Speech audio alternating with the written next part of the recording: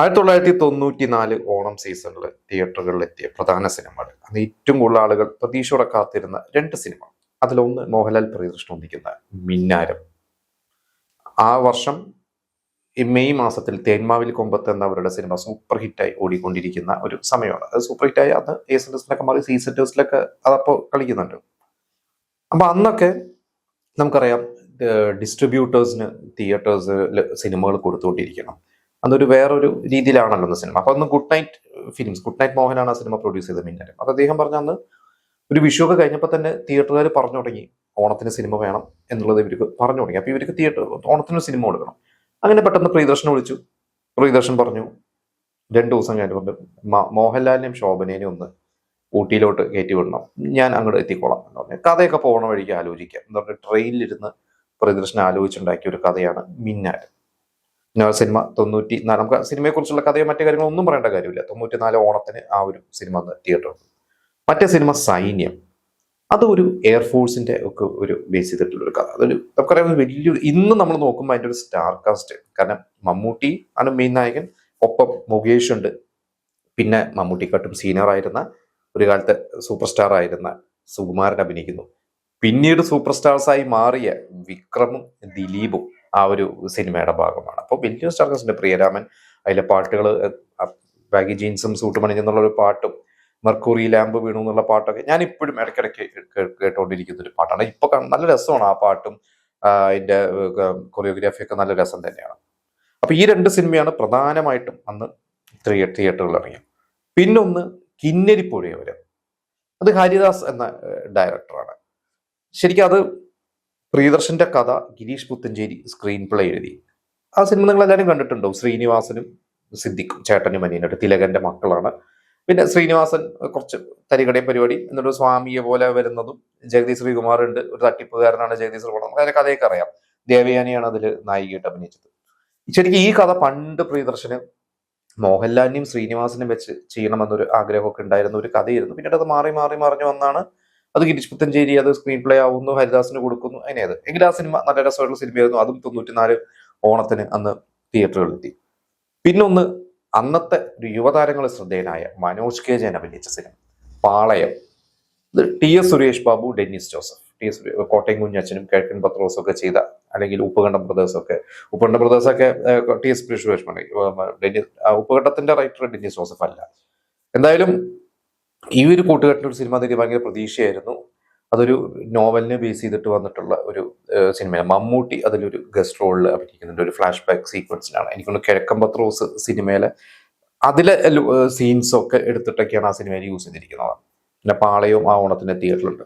മറ്റൊരു cinema PG Vishwambharan സംവിധാനം ചെയ്തത്, ബാബുവന്യ നായകനായി. ബാബുവന്യ അന്ന് പീക്കാണ്, പീക്കിലോട്ട് എത്തി. 95 ഒക്കെ എത്തിയപ്പോ, ഒരു 95 തുടക്കമൊക്കെ എത്തിയപ്പോൾ പീക്കാണ്. 94 ഒരുപാട് ഹിറ്റുകളുണ്ട്. നമ്മൾ തന്നെ മുമ്പ് ഒരു എപ്പിസോഡൊക്കെ ചെയ്തിട്ടുണ്ട്. മമ്മൂട്ടി മോഹൻലാലും കഴിഞ്ഞാൽ പിന്നെ സുരേഷ് ഗോപിയോളം റെമ്യൂണറേഷൻ വാങ്ങിയിരുന്ന ഒരു കാലം ഉണ്ടായിരുന്നു ബാബുവന്യക്ക്. ഏകദേശം ആ ഒരു കാലമാണ് 94, 95. ബാബുവന്യയുടെ സിനിമ ദാദ. അപ്പോൾ ഇത്രയും സിനിമകളാണ് അന്ന് പ്രധാനമായിട്ടും തിയേറ്ററുകളിൽ വന്നിരുന്നത്. ഇതിൽ ഏതാണ് കൂടുതൽ ഓടിയത്, ഏതാണ് കൂടുതൽ ലാഭം കിട്ടിയത് എന്ന് ചോദിച്ചു കഴിഞ്ഞാൽ നമുക്ക് കൃത്യമായിട്ട് ഉത്തരം പറയാൻ പറ്റില്ല. കാരണം സൈന്യം സിനിമ അന്ന് ഭയങ്കര ബഡ്ജറ്റായിരുന്നു ആ ഒരു സിനിമയ്ക്ക്. കാരണം ആ സിനിമ ഒരുപാട് നാളെടുത്തിട്ടുണ്ട്. അതിന്റെ ഷൂട്ടിംഗ് പല പല ഷെഡ്യൂൾസിലാണ് ആ സിനിമ ഷൂട്ട് ചെയ്തിരിക്കുന്നത്. മിന്നാരമാണെങ്കിലും അതിനൊരു ബഡ്ജറ്റും കാര്യങ്ങളും ഉണ്ട്. കാരണം അതും അത്യാവശ്യം നല്ല രീതിയിൽ തന്നെ കളർഫുൾ ആയിട്ടൊക്കെ തന്നെയാണ് പ്രിയദർശൻ എടുത്തിരിക്കുന്നത്. പക്ഷെ ഈ രണ്ട് സിനിമകളും അന്ന് ഇവരുടെ മറ്റ് ഹിറ്റുകൾ നോക്കിയപ്പോലെ, അപ്പൊ നമ്മളൊരു കിലുക്കം പോലെയോ അല്ലെങ്കിൽ ഒരു തേന്മാവിൽ കൊമ്പത്തോ പോലെയോ ഒന്നും മിന്നാരം വിജയിച്ചില്ല. ഇതുപോലെ തന്നെ ജോഷിയുടെ ഒരു ന്യൂഡൽഹി പോലെയൊന്നും ഈ പറയുന്ന സൈന്യവും അങ്ങനെ ഭയങ്കരമായിട്ടുള്ള ഒരു ലാഭം നേടിയ ഒരു സിനിമയല്ല. ലാഭം വെച്ച് നോക്കുമ്പോൾ ഒരു പക്ഷെ കിന്നരിപ്പുഴയോരമായിരിക്കാം ഏറ്റവും കൂടുതൽ കളക്ട് ചെയ്തിട്ടുള്ളത്. പക്ഷെ കളക്ഷൻ വെച്ച് നോക്കുമ്പോൾ ചിലപ്പോൾ അത് മിന്നാരവും സൈന്യവും ഒക്കെ തന്നെ. എനിക്ക് ഇപ്പോഴും കൃത്യമായിട്ട് അറിയില്ല ഏതാണ് ഏറ്റവും കൂടുതൽ കളക്ട് ചെയ്തിട്ടുള്ളത്. ഇതില് പാളയവും അന്ന് തരക്കേടില്ലാതെ ഓടിയ ഒരു സിനിമയാണ്. ദാദയും അത്യാവശ്യം വിജയിച്ച ഒരു സിനിമയാണ്. അപ്പൊ ദാദയും കിന്നരിപ്പുഴയോരൊക്കെ എനിക്ക് തോന്നുന്നുണ്ടെങ്കിൽ വലിയൊരു ബഡ്ജറ്റും കാര്യങ്ങളൊന്നും ഇല്ലാത്തതുകൊണ്ട് കൂടുതൽ ലാഭം കിട്ടിയത് ഒരു പക്ഷെ ഈ സിനിമകൾ തന്നെയായിരിക്കാം. എന്തായാലും ഇതിലെ എല്ലാ സിനിമയും ഞാൻ ഇന്ന് തിയേറ്ററിൽ പോയി കണ്ടിട്ടില്ല. ഞാനന്ന് മിന്നാരം തിയേറ്ററിൽ കണ്ടിട്ടുണ്ട്. ഞാൻ കാണാൻ പോകുമ്പോൾ ആദ്യം മിന്നാരം കാണാൻ പോകുമ്പോൾ തൃശ്ശൂർ രാമദാസ് തിയേറ്ററാണ്. അന്ന് ഹൗസ്ഫുൾ ആണ്, നല്ല തിരക്കാണ്. ആ ഒരു ഓണം വെക്കേഷനാണ് പോകുന്നത്. നല്ല തിരക്കിൽ തന്നെയാണ് സിനിമ കാണുന്നത്. സൈന്യം അത് കണ്ടാണ് കണ്ടത്. സൈന്യം തൃശ്ശൂർ രാഗം തിയേറ്ററിലാണ്. അതും അന്ന് നല്ല തിരക്കാണ്. രാഗം തിയേറ്ററിലൊക്കെ അന്ന് ആ സിനിമ വിടുന്ന സമയത്തൊക്കെ റോഡ് ബ്ലോക്ക് ആയിരുന്നതൊക്കെ എനിക്ക് നല്ല ഓർമ്മയുണ്ട്. അപ്പൊ എന്റെ മനസ്സിൽ ഈ രണ്ട് സിനിമകളും അന്ന് ഭയങ്കര വിജയങ്ങളാണ്. പക്ഷെ പിന്നീട് നമ്മൾ അതിനെ കുറിച്ചുള്ള പല ആർട്ടിക്കിൾസ് ഒക്കെ വായിക്കുമ്പോഴാണ് ഇത് വിചാരിച്ച പോലെ ഒന്നും കളക്ട് ചെയ്തിട്ടില്ല എന്നുള്ളതൊക്കെ പല സോഴ്സേഴ്സിൽ നിന്ന് നമ്മൾ അറിഞ്ഞിട്ടില്ല. എക്സാക്ട് കണക്ക് നമ്മുടെ അടുത്ത് ഇല്ലാത്തതുകൊണ്ട് നമുക്ക് കൃത്യമായിട്ടൊന്നും പറയാൻ പറ്റില്ല. പക്ഷെ ഞാൻ മനസ്സിലാക്കുന്നത് അങ്ങനെ വലിയ ലാഭം ഒന്നും കിട്ടിയ സിനിമകളല്ല ഈ രണ്ട് സിനിമകൾ. പക്ഷെ ഈ രണ്ട് സിനിമകളും നല്ല സിനിമകളാണ്. നമ്മൾ ഒരുപാട് റിപ്പീറ്റ് ആയിട്ട് കാണുന്ന സിനിമയാണ്. സൈന്യം സിനിമ കൊണ്ട് ഏറ്റവും ഗുണം കിട്ടിയത് ഒരു പക്ഷെ ദിലീപിനായിരിക്കും. കാരണം ആ ഒരു സിനിമയിലാണ് ദിലീപ് എന്ന് മമ്മൂട്ടിയുമായിട്ട് ഭയങ്കര അടുപ്പമാവുന്നതും അതിനുശേഷമാണ് മാനത്ത കൊട്ടാരം എന്ന സിനിമയിലേക്ക് മമ്മൂട്ടി ദിലീപിനെ റെഫർ ചെയ്യുന്നതൊക്കെ. പിന്നെ വിക്രമിനും അത് കഴിഞ്ഞിട്ട് പിന്നെ വിക്രം ഇന്ദ്രപ്രസ്ഥം സിനിമ. പക്ഷെ വിക്രം മലയാള സിനിമയുടെ ഒരു ഭാഗമായിരുന്നല്ലോ കുറെ കാലം. ശരിക്കും അന്ന് ഒരു പക്ഷെ നിങ്ങൾ ഇന്ന് ആ സിനിമ കാണുമ്പോൾ അതിലെ പാട്ട് സീൻ, അതായത് ഈ പറയുന്ന സൈന്യത്തിലെ പാട്ട് സീനിൽ വിക്രമാണ് അതിൽ ഡാൻസ് ചെയ്യുന്നത്. പിന്നെ വിക്രമിന്റെ ഒപ്പം വേറൊരാളുണ്ട്, എനിക്ക് അയാളുടെ പേര് അറിയില്ല, വേറെ സിനിമയിൽ ഏതെങ്കിലും ഉണ്ടോ എന്നുള്ളത് എനിക്കറിയില്ല. അവർ രണ്ടുപേരാണ് പ്രിയാരാമന്റെ ഒപ്പം ഡാൻസിൽ ഫ്രണ്ടിൽ തന്നെ നിൽക്കുന്നത്.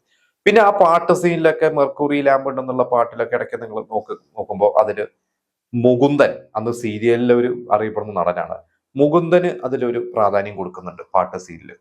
പിന്നെ കൃഷ്ണൻ എന്ന നടൻ പിന്നീട് കമ്മീഷണറിലൊക്കെ താടി വെച്ചിട്ടുള്ള ആലഞ്ചേരി തമ്പഴാക്കളിലും കമ്മീഷണറിലും കിങ്ങിലൊക്കെ അഭിനയിച്ച് അദ്ദേഹം മരിച്ചുപോയി, വളരെ ചെറുപ്പത്തിലേ മരിച്ചു. കിങ് ആയിരുന്നു ലാസ്റ്റ്.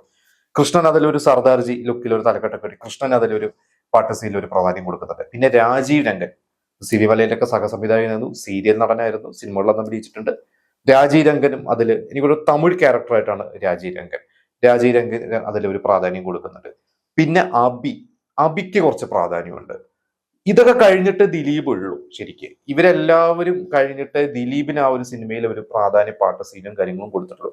ഈവൺ ആ സ്ക്രിപ്റ്റിൽ പോലും ദിലീപിന് ആദ്യം വലിയ പ്രാധാന്യമില്ലായിരുന്നു. ദിലീപാണ് ആ ഒരു സ്ക്രിപ്റ്റിൽ ഇടപെടുക മീൻസ് സ്ക്രിപ്റ്റിൽ അതിന്റെ ഡയലോഗ്സ് എഴുതുന്ന ഷിബു ചക്രവർത്തിയുടെ ഒപ്പം വരുന്ന ദിലീപിന്റെ ഒരു ക്യാരക്ടർ, കൊക്കുതോമ എന്നുള്ള ക്യാരക്ടർ ദിലീപ് ഉണ്ടാക്കിയെടുത്തതാണ്. ആ ഒരു ക്യാരക്ടർ പേരിട്ടത് ദിലീപാണ്. ദിലീപ് കുറെ ഇംപ്രവൈസ് ചെയ്തു. അങ്ങനെ ദിലീപ് കുറെ കഷ്ടപ്പെട്ടിട്ടുണ്ട് സിനിമയ്ക്ക്. അത് ആ സിനിമ ദിലീപിന് അത് ഗുണം കിട്ടി. അപ്പൊ എന്തായാലും ഞാൻ പറഞ്ഞു ഇത്രയും സിനിമകളാണ് പ്രധാനമായിട്ടും അന്ന് ഓണം സീസണിൽ തിയേറ്റർ ഉണ്ടായിരുന്ന. ഇതിൽ ഞാൻ പറഞ്ഞു മിന്നാരം രാമദാസ് തിയേറ്ററൊന്നും സൈന്യം രാഗം തിയേറ്ററിലാണ് കണ്ടത്. ആ സമയത്ത് കിന്നരിപ്പുഴയോരം ജോസ് തിയേറ്ററിലാണ്, ദാദ സ്വപ്ന തിയേറ്ററിലും ബിന്ദുവിലാണ് പാളയമുള്ളത്. പാളയം ഒരുപാട് ദിവസം ഓടിയിട്ടുണ്ട് അന്ന്. ബിന്ദുവിലൊക്കെ ഏകദേശം 50 ദിവസത്തോളം ഓടിയതായിട്ടൊക്കെ എനിക്ക് ഓർമ്മയുണ്ട്. അതുപോലെ നൂൺ ഷോ ഒക്കെ ഓടിയിട്ടുണ്ട്. പിന്നെ ഈ സിനിമകൾ തിയേറ്ററിൽ ഇറങ്ങി നിൽക്കുന്ന സമയത്ത് ഏകദേശം ഒരു 2 ആഴ്ച 3 ആഴ്ചയോ കഴിഞ്ഞപ്പോൾ കാതലൻ സിനിമ തമിഴ്നാട്ടിൽ ഇറങ്ങി ഹിറ്റായി. കുറച്ച് കഴിഞ്ഞപ്പോൾ തന്നെ ഇവിടെ ഇറങ്ങി. ഇവിടെ ഒരു 1 മന്ത് കൂട്ടാം. ഓണം ഇറങ്ങി ഒരു മാസം കഴിഞ്ഞപ്പോൾ തന്നെ കാതലൻ സിനിമ തൃശ്ശൂർ രാഗം തിയേറ്ററിൽ ഇറങ്ങി. അന്നും അവിടെ സൈന്യം നൂൺ ഷോ കളിക്കുന്നുണ്ട്. ഇത്രയും എനിക്ക് നല്ല ഓർമ്മയുണ്ട്. ഇനി നിങ്ങൾ കണ്ട നിങ്ങളുടെ എക്സ്പീരിയൻസുകൾ നമുക്ക് ഷെയർ ചെയ്യുക.